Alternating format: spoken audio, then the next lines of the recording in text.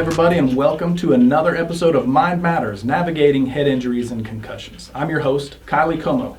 I'm the legal nurse consultant here at Shane Smith Law, and today I'm here with our friend Tiffany Netter, a survivor of traumatic brain injury. Tiffany, it's good to be with you again. It's good to be with you too. As our audience should know, our focus here is always to discuss all things brain injury. Tiffany, I know the last time we talked about kind of how the accident happened, and if you didn't watch it, I highly encourage you to go back to the link in the description below and watch that episode because it was really, really good. Okay, Tiffany, so let's have it. How have things changed for you since then?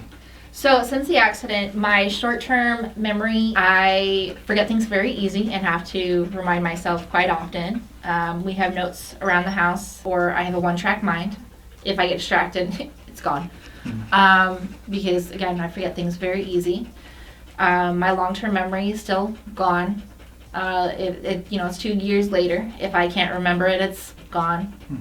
Like, I used to be very fluent in Spanish. My oldest is mixed, so I would speak Spanish to him, and I tried teaching my younger two children, but now I can't remember it at all. Really? Yeah, there's like bits and pieces that kind of come back. Like if I'm not thinking about it, some comes back, but really it's gone. I'm unable to work currently because of the constrictions and various issues that I have with the medical issues. Like I can't deal with people because I get overwhelmed, which unfortunately causes issues with seizures and passing out. So that's unfortunate. Plus there's places that won't hire me because of the larger service dog. Unfortunately, at the moment, I am having a bad day. She's trying to let me know that I'm having the buzzing in my head because of the weather. So she's trying to let me know that I'm going to have a problem. That's why she's sitting here like this. She's trying to let me know it's going to be okay and to sit down, which is what I'm doing. She's being a good girl. She's a good girl. Yeah, so she's doing. I forgot about marrying my husband. Completely forgot about meeting my husband, which also meant that I forgot having my children. I don't remember getting pregnant with any of them. I don't remember pretty much the last 32 years. Yeah, I'm 34 years old now, but if people ask me how old I am, I still think I'm 32. So I have to remind myself that I'm 34 and not 32 because my brain just stopped at 32, which is unfortunate. I really wish that I could remember, meeting my husband, marrying my husband, because what I've heard is my wedding was beautiful. A lot of people still talk about it, but I can't remember. I've forgotten several family members, or I just remember them being like small children, like younger than my children, which is very frustrating for them. I come from a very large family, and I can't remember like a handful of my brothers and sisters. I can't remember any of my aunts and uncles. I remember like my mom, but like not really. Like she's my mom, so that's it. And then my dad has made a huge effort to try to reestablish that relationship. But like that's really it. And then my kids was like you wake up one day and you find out you have 3 children. And it's weird. So weird. In the last episode, we talked a good bit about your support system, and so I could, as you're talking about the issues you're having with the memory piece, that certainly, I'm sure, makes things quite challenging when you have these memory deficits where they're concerned. So I imagine there's some interesting discussions and quite a lot of patience and grace shown around the dinner table, I can only imagine. Oh, yeah. Is because everybody's trying to reestablish that relationship. So my husband's trying to tell me about like the kids, and he's trying to remind me about meeting him and all of the things that helped us build that relationship. And then I've got family members that are like, oh, this is so-and-so and this is so-and-so, and trying to tell me about who I was before the accident and all of that. And then everybody's lining up to tell me about themselves and who I was, and that's very frustrating because you're just getting hit with so much information all at once. Yeah. And then it can definitely be overwhelming. Probably pretty fatiguing, I imagine. I know previous working with, folks who have had issues with brain injury, whatnot, it doesn't take much to put you over the edge as far as fatiguing you, especially you're talking about all that information coming at you. I don't think people that don't have injuries to the brain don't realize how impactful that kind of energy and information can be on somebody who's trying to get through that. Oh yeah, it gets to the point where your brain kind of just like checks out and turns off. Yeah. And then you're just like totally fine one moment and then you're just done. It gets to the point where my my support system will be like, okay, we're done. She's at information overload. She's done. You guys got to give her a break. Yeah. So it's almost like a wall. It's just, we don't go past that. So yeah. That's a good thing. Setting up boundaries, it gets me to thinking about some of your symptoms. I know you talked about seizures, so I know when you can get kind of depleted like that, that may put you at higher risk for maybe eliciting a seizure. So how do you cope with that? I do have my service dog. Right. This big fluffy butt. I'm on medication. That helps. Making sure that you have the right dosage definitely helps with that. And I do take the time to listen to my body. It is the last 2 years I've taken the time to pay attention to, your body does tell you before it happens. You do have the ones that kind of just jump up on you because, like, say you're too busy or you're frustrated with something else. But you can listen to your body. Like me, I can feel it as you get different feelings in the body. You take the time to rest and relax. It's like for me, when it's hotter, I'm more likely to have a seizure because your body gets worn out faster.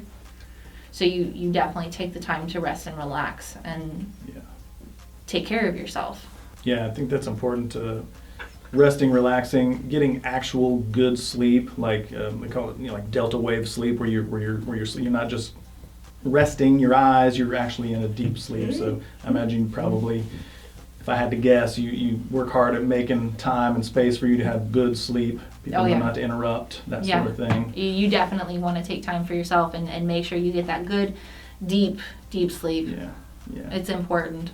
Yeah, actually, and we've had previous podcast episodes with some physicians who get really deep into the sleep cycle and how that can impact recovering from brain injury or hindering it, and really getting into that deep sleep. It's when your body kind of cleans the brain, if you will. There's a whole long scientific explanation for that, but people that don't really understand about all that, you really need to look into that. So I'm glad to hear that. Having people around you that understand that, can be patient with you, super helpful. So, it definitely is. you mentioned you've got some limitations. I know you've got your dog to kind of help with some of that, but what kind of limitations have been placed on you by others, by just the world around you? My medical team put limitations on me, like I can't be alone because of like the type of seizures that I have. I can't drive, I can't cook, and I'm not supposed to be like the primary parent of my children because if I pass out or something like that, they could get hurt because I do have the 2 small children. I have to be mindful that I'm not near any like corners or anything like that, because if I do like pass out or something like that, and I could hit my head and 1, cause more problems, or 2, like seriously injure myself, which again, service dog does come into play with that because she's also fully aware of that and she'll catch me. I have to be mindful, like if I'm near stairs or anything like that, like I have to be very aware of my surroundings at all times, because if I was to have a seizure and go down. Absolutely. And you talk about having children, small children, got kids myself, been around small kids, and they can be pretty active, I can imagine. So how do you manage that as a mom of young kids with these significant injuries you're dealing with? Thankfully, my daughter has been taught, like with my cell phone, like to call 911, to call her aunt, call her dad, if there's an emergency situation. Then I've got my dog who's been trained to go get dad, go get auntie. We have these safety measures in place so that if there was an emergency situation, everybody knows what to do. We take it slow as we relearn patience. We take a lot of breaks. I'm relearning the homework with them. Fun. I'm down to their reading level. Okay. So, like with my youngest and my middle, so like my daughter and my youngest son, I'm reading their books with them. So it helps me like relearn things with them. Absolutely. So makes it fun. My daughter loves to teach me her homework, like with her math homework, because my daughter's a genius. Love her. Love it. She is setting the curve for her school in math, in the county actually. I love her. She's very smart. She will teach me her math homework if I get confused, because it does happen. She doesn't make fun of me for it, which I love her for that. She will break down her math homework and be like, "This is how you do it, Mom." Wow. And I do love that for her. Then with my youngest is we'll work on his homework together, and because I have difficulty writing since the accident, is we will work on the writing of the letters together. Excellent. So he enjoys it, and it helps him with his homework, and I get to relearn all of that. So that's super fun. We are relearning ABCs together, Okay. and when I stumble on their books and everything, my daughter will help me with the words. And there are several words that I have to ask my husband about, but he doesn't judge me for that one either. But it's just it's a fun way to get the kids involved and helping mom learn. Yeah. On a previous episode, we talked about kind of rebuilding those neural pathways. So you're literally in there doing the work. Yep. That's a good thing. We've talked a lot about your support system. Again, if y'all didn't see the first episode, I would go back and hear that part of that discussion, especially very good. But, touch on that again, just for, folks that maybe didn't see that first one, your support system, what's involved with that, and how has it affected your overall family life? My husband and my sister-in-law and my father-in-law have really stepped up and helped me. Like, my father-in-law is moving across the country to really help us, is to be there, because my husband is moving to a day job rather than like overnights. My sister-in-law works during the day but is there at night to help us. So my father-in-law is going to be there during the day to more or less help me during the day. Yeah, it's a huge thing for him, is having that support system there to, like I said, be there for me is a huge thing. The money is tighter, which does suck, but everybody's had to move around their schedule. It's really hard. Even though it's a huge weight, everybody has really stepped up to help me with this responsibility. Nobody blames me for this, but everybody's there to help take a little bit of the weight off, if that makes sense. They're stepping up as family and as that support system to be there. They all know that I would try my best to be there for them as well. Is having that support system again comes into play and is a big thing. Yeah, that's pretty wonderful.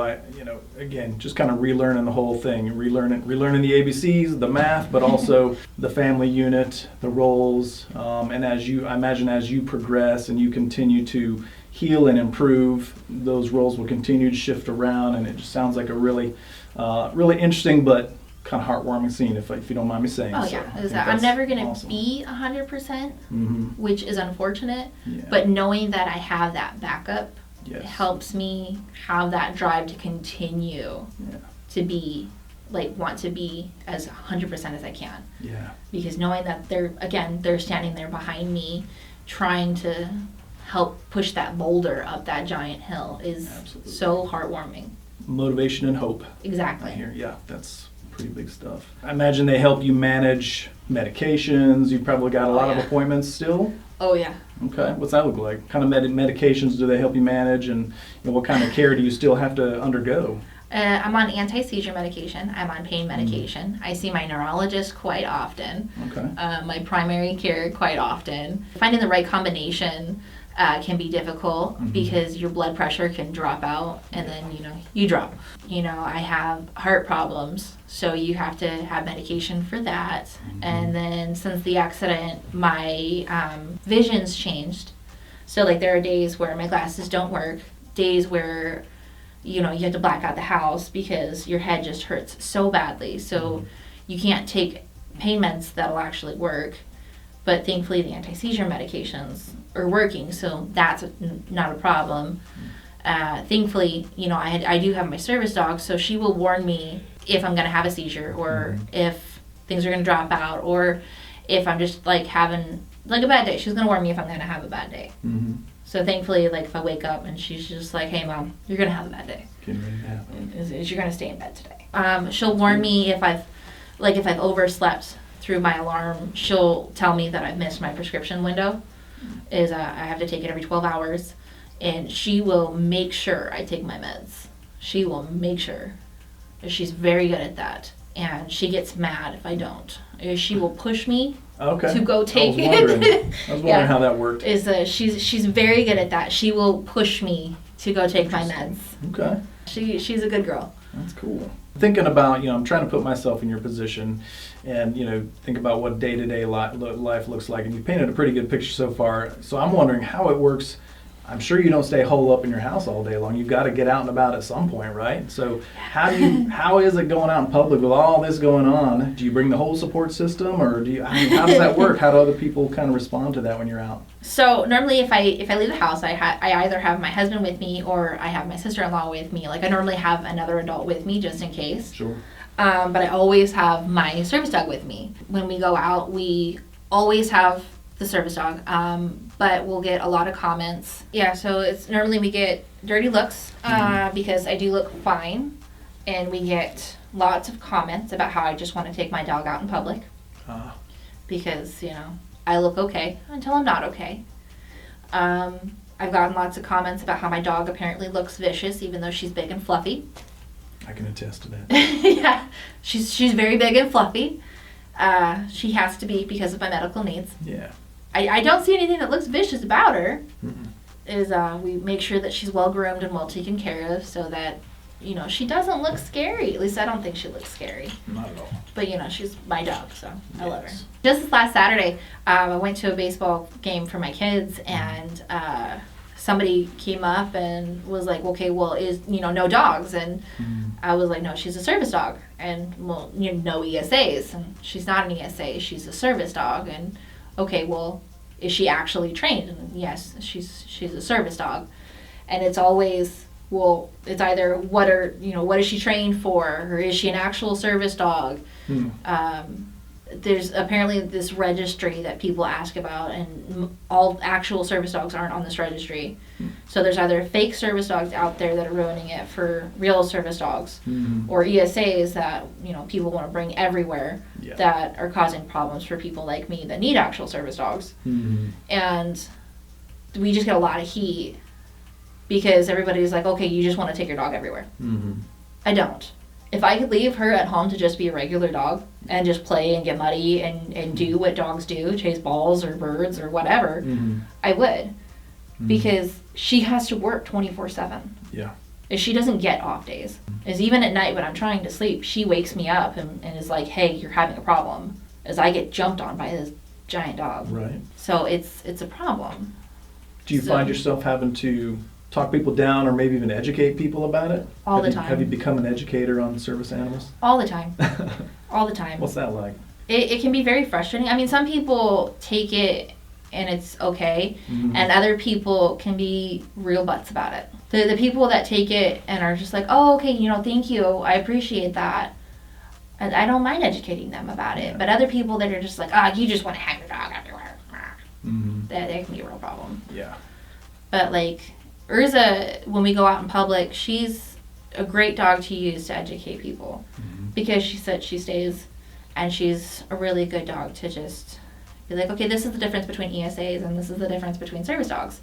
Is she had to go through a lot of training I can imagine. to be used for my medical needs, to cue in for seizures and when my equilibrium is off.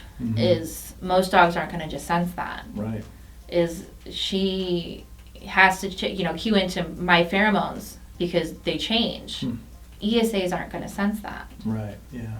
So they're just there to be cuddled and just be a presence, more or less. yeah, they're just there to be cute and cuddly. Right. I mean, yes, she's cute and cuddly, but she's also there for a job. To do a job. Yeah. So that's why she's known as medical equipment and not just a dog. I wish that more parents would educate their children on the difference between like a regular dog and a service animal, because when she's working, I get kids that just run up to her constantly, that just want to pet her, and I have to be like, hey, could you please not do that? She's working at the moment. And they're just like, oh, I want to pet your dog, I want to pet your dog, I want to pet your dog.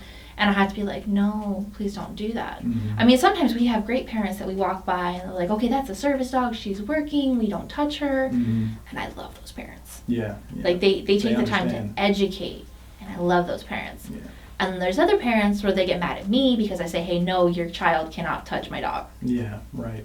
So Yeah, I think people just don't understand the part about, it's not that she's mean or will do anything wrong, it's because she's on the job and you will distract her from doing her job if you take her attention away. Exactly. Right? Like if there's a moment where there's a child running up in front of her and say, I have a moment where I need her attention. I have like socially induced seizures. Like if I get overstressed out, I have seizures. And if she's getting swarmed and I start, convulsing on the ground, she's going to be focused on this situation, and somebody could get bit because she just wants to get away from them. To get back to you. Exactly. Is I'm going to be liable for the fact that she bit a child trying to get away from them. We're kind of running up against time. I hate that, but I would just say, kind of like we did with our last, episode, is there anything you would want to give to our audience, especially those who may be experiencing some similar issues?